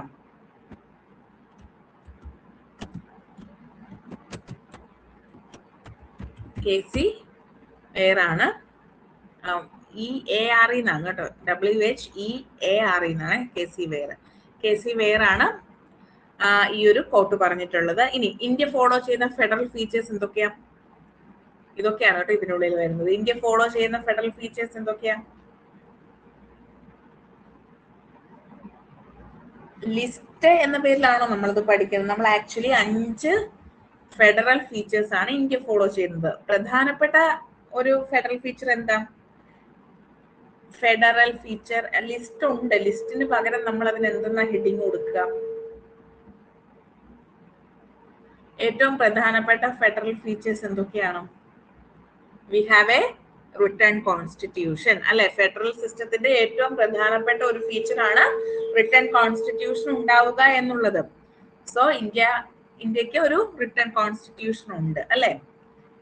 ഒരു വലിയ, ഇന്ത്യയിലെ തന്നെ ലോകത്തിലെ തന്നെ ഏറ്റവും വലിയ റിട്ടേൺ കോൺസ്റ്റിറ്റ്യൂഷൻ ആണ് ഇന്ത്യക്കുള്ളത് അല്ലെ? 395 ആർട്ടിക്കിൾസും അങ്ങനെ ഒരുപാട്. എന്ന് വെച്ചാൽ ഞാൻ ഇനീഷ്യലി ആണ് കേട്ടോ പറയുന്നത്. അങ്ങനെ ഒരുപാട് വലിയൊരു കോൺസ്റ്റിറ്റ്യൂഷൻ ആണ്, റിട്ടേൺ കോൺസ്റ്റിറ്റ്യൂഷൻ ആണ് അല്ലെ ഇന്ത്യക്കുള്ളത്. പിന്നെ ലിസ്റ്റുകളുടെ കാര്യം പറയുമ്പോൾ നമുക്ക് union list, state list, concurrent list എന്നിങ്ങനെ പറഞ്ഞുകൊണ്ട് division of powers between centre and states. അപ്പൊ അതാണ് ഹെഡിങ്, ഡിവിഷൻ ഓഫ് പവേഴ്സ്. പിന്നെ supremacy of the constitution, independence of judiciary, bicameralism at the centre. അപ്പൊ ഇതൊക്കെയാണ് പ്രധാനപ്പെട്ട ഫെഡറൽ ഫീച്ചേഴ്സ് എന്ന് പറയുന്നത്. ഓക്കെ, ഇതൊക്കെയാണ് പ്രധാനപ്പെട്ട ഫെഡറൽ ഫീച്ചേഴ്സ് എന്ന് പറയുന്നത്. ഇനി നമ്മുടെ ഈ സെന്റർ സ്റ്റേറ്റിലെ പ്രധാനപ്പെട്ട കണ്ടൻഷ്യസ് ഏരിയാസ് അല്ലെങ്കിൽ എന്താണ് പ്രശ്നബാധിതമായിട്ടുള്ള സാധനങ്ങൾ എന്തൊക്കെയാണെന്ന് ചോദിച്ചു കഴിഞ്ഞാൽ, ഒന്നാമത് നമ്മൾ പറഞ്ഞതുപോലെ തന്നെ മിസ്യൂസ് ഓഫ് ആർട്ടിക്കിൾ 356 ആണ്. അതായത് പ്രസിഡന്റ്സ് റൂളിനെ വലിയ രീതിയിൽ എന്ത് ചെയ്യുന്നുണ്ടായിരുന്നു? മിസ്യൂസ് ചെയ്യുന്നുണ്ടായിരുന്നു. തുടരെ പ്രസിഡന്റ്സ് റൂൾ പ്രൊക്ലെയിം ചെയ്യുക, അങ്ങനെ സ്റ്റേറ്റിന്റെ ആ ഒരു ഇൻഡിപെൻഡൻസ് ഇല്ലാതാക്കുക എന്നൊക്കെ ഉള്ളതൊക്കെ പറയുന്നുണ്ടായിരുന്നു. അതിൽ SR Bommai versus union of India judgement ആണ് ആർട്ടിക്കിൾ 356ന്റെ ആർബിട്രറി യൂസിനെ ലിമിറ്റ് ചെയ്തത് എന്ന് ഓർത്ത് വെക്കുക. രണ്ടാമത്തേത് റോൾ ഓഫ് ഗവർണേഴ്സ് ആണ്. അതായത് ആരാ ഗവർണറിനെ അപ്പോയിന്റ് ചെയ്യുന്നത്? ഗവർണറിനെ അപ്പോയിന്റ് ചെയ്യുന്ന ആരാ? ഗവർണറിനെ അപ്പോയിന്റ് ചെയ്യുന്നത് പ്രസിഡന്റ് ആണ്. പ്രസിഡന്റ് സ്റ്റേറ്റിൽ ഏത് പാർട്ടിയാണോ അതിനനുസരിച്ചിട്ട് ആ പാർട്ടിയിൽ നിന്നുള്ള ആളെയാണോ ഗവർണറായിട്ട് അപ്പോയിന്റ് ചെയ്യുന്നത്? കൺസേൺഡ് സ്റ്റേറ്റിലെ പാർട്ടിയുമായി ബന്ധപ്പെട്ട ആളാണോ ഗവർണറായിട്ട് മാറ്റുന്നത്? പകരം ആരെയാണ്? സെൻട്രൽ ഗവൺമെന്റിലെ, which means prime minister, president ഒക്കെ ഏത് പൊളിറ്റിക്കൽ പാർട്ടിയുടെ ഭാഗമാണോ അതേ പൊളിറ്റിക്കൽ പാർട്ടിയിലുള്ള ആളെയല്ലേ ഗവർണേഴ്സ് ആയിട്ട് അപ്പോയിന്റ് ചെയ്യുന്നത്. അതിനർത്ഥം എന്താണ്? ഗവർണർ എന്ന് പറയുന്നത് പ്രസിഡന്റിന്റെ ഏജന്റ് ആണ്, വിച്ച് മീൻസ് സ്റ്റേറ്റിലെ കാര്യങ്ങൾ അതാത് സമയം പ്രസിഡന്റിനെ അല്ലെ പ്രൈം മിനിസ്റ്ററിനെ അറിയിക്കുന്നതിനായിട്ട്, പ്രസിഡന്റിനെ എന്നുള്ളതാണ് ബൈലോ, പ്രസിഡന്റിനെ അറിയിക്കുന്നതിനുള്ള ഒരു ഏജന്റ് ആയിട്ടാണ് ഗവർണേഴ്സ് പ്രവർത്തിക്കുന്നത്. അപ്പോഴത്തെ ഇഷ്യൂ എന്താന്ന് വെച്ച് കഴിഞ്ഞാൽ സ്റ്റേറ്റിൽ വേറെ പൊളിറ്റിക്കൽ പാർട്ടി ആണെങ്കിൽ അവിടെ വീണ്ടും ഇഷ്യൂസ് വരുന്നത് അല്ലെ. നമ്മുടെ കേരളം ഒരിടയ്ക്ക് ഫേസ് ചെയ്തൊരു പ്രശ്നങ്ങളൊക്കെ ഓർമ്മയില്ലേ നിങ്ങൾക്ക്?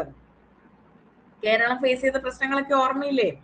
പിണറായി സർക്കാരും ഒക്കെ ആയിട്ട് ബന്ധപ്പെട്ടിട്ട് ആ ഇഷ്യൂസ് ഉണ്ടാവാനുള്ള സാധ്യതകൾ കൂടുതലാണ് അല്ലെ. ഓക്കെ, ഇനി അടുത്ത മൂന്നാമതായിട്ട് പറയുന്നത് ഫിനാൻഷ്യൽ റിലേഷൻസിൽ ഉണ്ടാകുന്ന പ്രശ്നങ്ങളാണ്. എന്തായിരിക്കും ഫിനാൻഷ്യൽ റിലേഷൻസിൽ ഉണ്ടാകുന്ന പ്രശ്നങ്ങൾ? ഫിനാൻഷ്യൽ റിലേഷൻസിൽ എന്ത് പ്രശ്നമായിരിക്കും ഉണ്ടാവുക? ഫിനാൻഷ്യൽ ഫണ്ട് അലോക്കേഷൻ ആണ് അല്ലെ. Very good. അതായത് സെൻട്രൽ ഗവൺമെന്റിൽ നിന്നും ഗ്രാൻസിന് ആയിട്ട് നമുക്ക് കുറെ ഫണ്ട് അലോക്കേറ്റ് ചെയ്ത് കിട്ടാറുണ്ട്. പക്ഷേ അങ്ങനെ ഫണ്ട് അലോക്കേഷൻ നടക്കുന്ന സമയത്ത് സെൻട്രൽ ഗവൺമെന്റിന്റെ പൊളിറ്റിക്കൽ പാർട്ടി ഏതാണോ അതേ പൊളിറ്റിക്കൽ പാർട്ടി ഭരിക്കുന്ന സ്റ്റേറ്റുകളിലായിരിക്കും കൂടുതൽ ഫണ്ട്സ് അലോക്കേറ്റ് ചെയ്ത് കൊടുക്കുക അല്ലെ. അൺഈക്വൽ ഡിസ്ട്രിബ്യൂഷൻ ആയിരിക്കും അല്ലെ ഉണ്ടാവുക. അത് വലിയൊരു ഇഷ്യൂ ആയിട്ട് തന്നെ നിലകൊള്ളുന്നുണ്ട്. ഇപ്പൊ നമുക്കിവിടെ ഫ്ലഡ് ഒക്കെ ഉണ്ടായ സമയത്ത് സെൻട്രൽ ഗവൺമെന്റ് 2000 കോടി തരാമെന്ന് പറഞ്ഞു, നമുക്ക് 2000 കോടി കിട്ടിയില്ല എന്നൊക്കെ പറഞ്ഞ് ഒരുപാട് ഇഷ്യൂസ് ഒക്കെ ഉണ്ടായത് ഓർമ്മയുണ്ടോ? അങ്ങനെ കുറെ ഇഷ്യൂസ് ഒക്കെ ഉണ്ടായത് ഓർമ്മയുണ്ടോ? അപ്പൊ അത്തരത്തിലുള്ള ഇഷ്യൂസ് ഒക്കെ ഉണ്ടാവാനുള്ള സാധ്യതകൾ വളരെയധികം കൂടുതലാണ് അല്ലെ. അപ്പം പ്രധാനപ്പെട്ട മറ്റൊരു കണ്ടൻഷ്യസ് ഏരിയ ആണ് ഫിനാൻഷ്യൽ റിലേഷൻസ് എന്ന് പറയുന്നത്. ബാക്കിയൊക്കെ നിങ്ങൾ വായിച്ചു നോക്കുക കേട്ടോ, ഞാൻ മേജർ പോയിന്റ് മാത്രമേ പറയുന്നുള്ളൂ. Then planning and economic control. അപ്പൊ പ്ലാനിങ്ങിന്റെ കാര്യത്തിൽ നമുക്കറിയാം, നേരത്തെ പ്ലാനിങ് കമ്മീഷൻ ആണ് ഈ പ്ലാനിങ്ങുമായി ബന്ധപ്പെട്ട കാര്യങ്ങളെല്ലാം നടത്തിയിരുന്നത്. അപ്പൊ സ്റ്റേറ്റിന് വലിയ റോളൊന്നും അതിലില്ല അല്ലെ. ഇപ്പൊ അത് നീതി ആയോഗായിട്ട് റീപ്ലേസ് ചെയ്തിട്ടുണ്ടെങ്കിലും ഇപ്പോഴും ഡിബേറ്റ്സുകളുണ്ട്. എന്തൊക്കെയാണ്? സെൻട്രലൈസ്ഡ് പോളിസി മേക്കിംഗ് ആണ്, അൺഈക്വൽ ഡെവലപ്മെന്റ് പ്രയോറിറ്റീസ് ആണ്, സ്റ്റേറ്റിന്റെ പാർട്ടിസിപ്പേഷൻ കുറവാണ് എന്നൊക്കെ പറഞ്ഞ് ഒരുപാട് പ്രശ്നങ്ങൾ ഉണ്ടാവാറുണ്ട്. സോ ഇതും പ്രധാനപ്പെട്ട ഒരു ഇഷ്യൂ ഏരിയ ആണ് എന്നുള്ളതാണ്. Then interstate water disputes. നമുക്ക് പ്രധാനപ്പെട്ട കുറെ വാട്ടർ ഡിസ്പ്യൂട്ട്സുകൾ ഉണ്ട് അല്ലെ. ഏതൊക്കെയാണ് ഇന്ത്യയിലെ പ്രധാനപ്പെട്ട വാട്ടർ ഡിസ്പ്യൂട്ട്സുകൾ? പ്രധാനപ്പെട്ട വാട്ടർ ഡിസ്പ്യൂട്ട്സുകൾ ഏതൊക്കെയാണ്?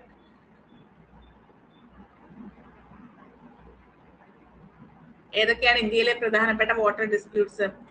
തമിഴ്നാട്, കേരള. നിങ്ങൾ റിവറിന്റെ പേര് പറയുക, അങ്ങനെയല്ലേ നമ്മൾ പറയുന്നത്? First one Mullaperiyar. Okay, Mullaperiyar. First one Kaveri. പ്രധാനപ്പെട്ടത് Kaveri water disputes. Okay, Mullaperiyar പ്രധാനപ്പെട്ടതല്ല എന്നുള്ളതല്ല കേട്ടോ, മുല്ലപ്പെരിയാർ പ്രധാനപ്പെട്ടത് തന്നെയാണ്. കാവേരി വാട്ടർ ഡിസ്പ്യൂട്ട്സ് നമുക്ക് തുടക്കത്തിൽ നിന്ന് തന്നെ തുടങ്ങാം. ആരൊക്കെ തമ്മിലാണ് Kaveri water disputes? Kaveri water disputes ആരൊക്കെ തമ്മിലാ?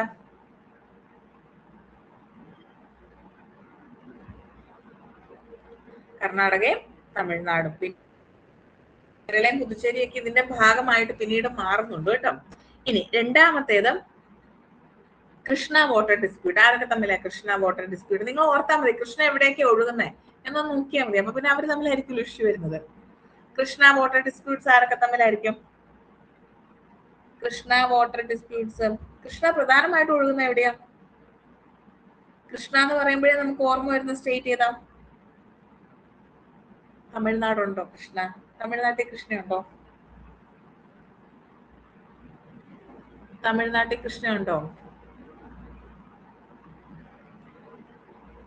കർണാടക, ആന്ധ്രാപ്രദേശ്, മഹാരാഷ്ട്ര, തെലങ്കാന, 4 സ്റ്റേറ്റുകളിലൂടെയാണ് കൃഷ്ണ ഒഴുകുന്നത് കേട്ടോ.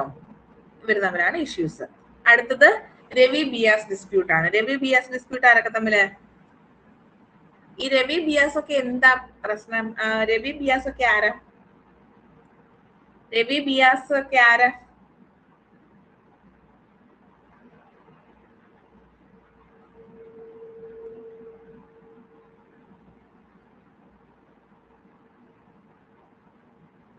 ട്രിബ്യൂട്ടറീസ് ആണ് അല്ലെ? ഓക്കെ, വെരി ഗുഡ്, കറക്റ്റ് ആണ്. ഇനി ആരൊക്കെ തമ്മിലാണ് ഈ പറയുന്ന രവി ബിയാസ് ഒക്കെ വരുന്നത്? രവി ബിയാസ് ഡിസ്പ്യൂട്ട്സ് ആരൊക്കെ തമ്മിലാണ് വന്നിരിക്കുന്നത്? ഹരിയാനയുണ്ട്, പഞ്ചാബ് ഉണ്ട്, ഹരിയാനയുണ്ട്, പഞ്ചാബ് ഉണ്ട്, ഒരു സ്റ്റേറ്റ് ഉണ്ട്, രാജസ്ഥാൻ. Very good, Rajasthan. ഇവർ 3 പേരിൽ തമ്മിലാണ് രവി ബിയാസ് ഡിസ്പ്യൂട്ട്സ് വരുന്നത്. ഇനി ഒരെണ്ണമുണ്ട്, നർമ്മദ വാട്ടർ ഡിസ്പ്യൂട്ട്സ്. ഞാൻ അത് ആഡ് ചെയ്തിട്ടില്ല, ചുമ്മാ എക്സാമ്പിൾ പറഞ്ഞതുകൊണ്ട് ഞാൻ എല്ലാം ആഡ് ചെയ്തിട്ടില്ല. Narmada water disputes. Narmada water disputes ആരൊക്കെ തമ്മിലാ? നർമ്മദ ഏതിലൂടെയൊക്കെ ഒഴുകുന്നതെന്ന് പ്രധാനമായിട്ട് നോക്കിയാൽ മതി. നർമ്മദ വാട്ടർ ഡിസ്പ്യൂട്ട്സ് ആരൊക്കെ തമ്മിലാ?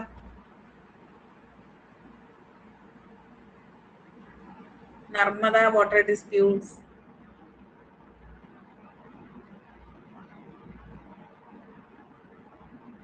മഹാരാഷ്ട്ര ഉണ്ട്, മധ്യപ്രദേശ് ഉണ്ട്. മധ്യപ്രദേശ് നിങ്ങൾ മറക്കാൻ പാടില്ല, കാരണം നർമ്മദ ബച്ചാവോ ആന്തോളൻ പറയുമ്പോൾ നമ്മൾ മധ്യപ്രദേശിനെയല്ലേ പഠിക്കുന്നേ. ഗുജറാത്ത് ഉണ്ട്, ഒരു സ്റ്റേറ്റ് ഉണ്ട്, ഒരു സ്റ്റേറ്റ് ഉണ്ട്. മഹാരാഷ്ട്ര, മധ്യപ്രദേശ്, ഗുജറാത്ത്, ഒരെണ്ണം കൂടി ഉണ്ട്, രാജസ്ഥാൻ. വെരി ഗുഡ്, രാജസ്ഥാൻ ആണ് കേട്ടോ. പിന്നെ മുല്ലപ്പെരിയാർ നിങ്ങൾ ഓൾറെഡി പറഞ്ഞാൽ നമുക്കറിയാവുന്ന ഇഷ്യൂ തന്നെയാണ് അല്ലെ? കുറെ കാലങ്ങളായിട്ട് നമ്മൾ കേൾക്കുന്ന ഇഷ്യൂ ആണ് അല്ലെ? അപ്പൊ ഇത്തരത്തിലുള്ള ഇന്റർസ്റ്റേറ്റ് റിവർ വാട്ടർ ഡിസ്പ്യൂട്ട്സ് ഒക്കെ ഈ ഒരു സെൻട്രൽ സ്റ്റേറ്റ് ഇഷ്യൂവിന്റെ അല്ലെങ്കിൽ സെൻട്രൽ സ്റ്റേറ്റ് റിലേഷൻസിന്റെ ഒരു കണ്ടൻഷ്യസ് ഏരിയ ആണ് കേട്ടോ. ഇനി അടുത്തതായിട്ട് പറയുന്നത് ലാംഗ്വേജ് ആൻഡ് കൾച്ചറൽ ഇഷ്യൂസ്. അത് നമ്മൾ ഓൾറെഡി പറഞ്ഞാണ്, ലാംഗ്വേജിന്റെ അടിസ്ഥാനത്തിൽ സ്റ്റേറ്റുകൾ ഫോം. സ്ക്രീൻ പോയോ? ഇപ്പൊ ഓക്കെ ആയോ? ഓക്കെ ആയോ? കാണാമോ? ക്ലിയർ ആയോ?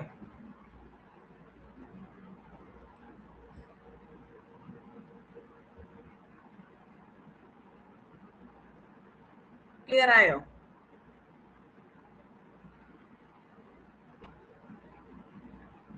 ഇപ്പൊ ക്ലിയർ ആയോ? ഓഡിബിൾ ആണോ ഞാൻ പറയുന്നത്? ഓക്കെ.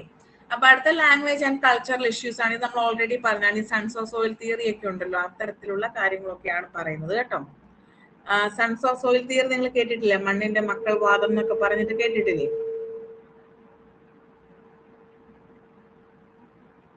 ഓക്കെ. പിന്നെ സെൻട്രൽ ഏജൻസീസ് ആൻഡ് ഇൻവെസ്റ്റിഗേഷൻസ്, അതൊരു വലിയ ഇഷ്യൂ തന്നെയാണ് കേട്ടോ. അതായത് ഇപ്പം ED, CBI, ഇതൊക്കെ നിങ്ങൾ ED ഒക്കെ ഈയിടെയായിട്ട് കൂടുതലായിട്ട് കേൾക്കുന്നുണ്ടാവും അല്ലെ? ED വരുന്നു, അതായത് BJPക്കെതിരെ പറഞ്ഞിട്ടുണ്ടെങ്കിൽ ED വരും എന്നൊക്കെ പറഞ്ഞ് നിങ്ങൾ കേട്ടിട്ടില്ലേ? ഈയിടകളിൽ ന്യൂസുകളിലൊക്കെ ഉണ്ടായിരുന്നില്ലേ?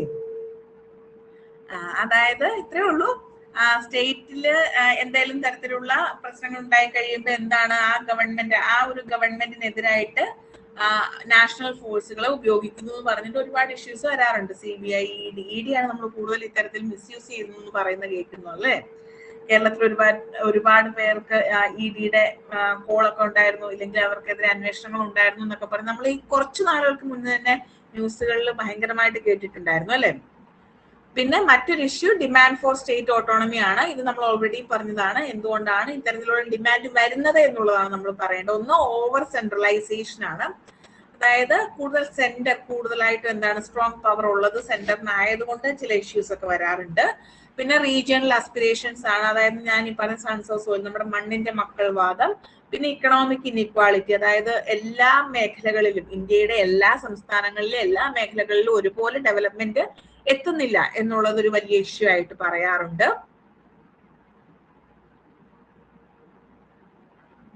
ദെൻ പൊളിറ്റിക്കൽ ഫാക്ടേഴ്സ്, ഓരോ സ്ഥലത്തെയും റീജിയണൽ പൊളിറ്റിക്കൽ പാർട്ടീസും ഈ പറയുന്ന ഇഷ്യൂസ് ഉണ്ടാക്കാറുണ്ട് എന്നുള്ളതാണ്. ബാക്കി നമ്മൾ പഠിച്ചാണ് രാജമന്നാർ കമ്മിറ്റി. രാജമന്നാർ കമ്മിറ്റിയുടെ പ്രത്യേകത, Rajamannar committee Tamil Nadu government appoint ചെയ്യുന്നതാണ് കേട്ടോ, നമ്മുടെ നാഷണൽ സെൻട്രൽ ഗവൺമെന്റിന്റെ അല്ല, തമിഴ്നാട് ഗവൺമെന്റ് അപ്പോയിന്റ് ചെയ്യുന്നതാണ്. 1969 സെൻട്രൽ സ്റ്റേറ്റ് റിലേഷൻസിനെ കുറിച്ച് പഠിക്കാൻ വേണ്ടിയിട്ട് എന്നുള്ളത് മാത്രം ഓർത്ത് വെച്ചാൽ മതി. ബാക്കിയൊക്കെ നമ്മൾ ഡിസ്കസ് ചെയ്ത് കഴിഞ്ഞു. ഓക്കെ ആണോ? സെൻട്രൽ സ്റ്റേറ്റ് റിലേഷൻസ് ഓക്കെ ആയോ? ക്ലിയർ ആയോ? എന്തെങ്കിലും ഡൗട്ട് ഉണ്ടോ? ഉണ്ടെങ്കിൽ ചോദിച്ചു. മൊഡ്യൂൾ 4 ആണ് ഇന്ന് നമ്മൾ കംപ്ലീറ്റ് ചെയ്തത്.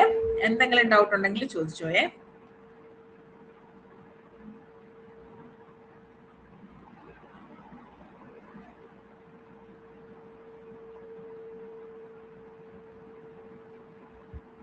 ഓക്കെ ആണോ? ക്ലിയർ ആയല്ല?